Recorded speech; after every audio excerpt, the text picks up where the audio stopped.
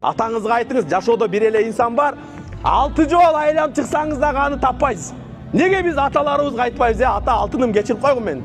Сен бизди табам деп, бизди багам деп, сен Алла разы болсун түгөнүп калдың го ата сен.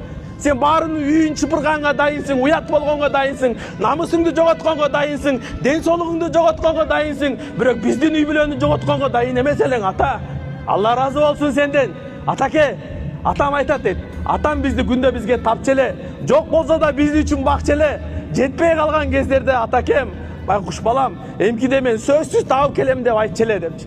Ата деген ушундай, бир эле инсан бар жашоодо. Мен көрбөгөн жамандыкты ушул көрбөсүн, мен көрбөгөн жакшылыкты ушул көрсүн, мен көргөн жамандыкты бул көрбөсүн дейт.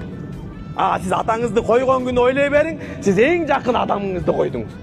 Эң жакын адамыңызды койдуңуз. Bir gün келет, гүлдүү жерден чаң чыгат. Bir gün келет, издешкендер да табышат. Биз алып барсак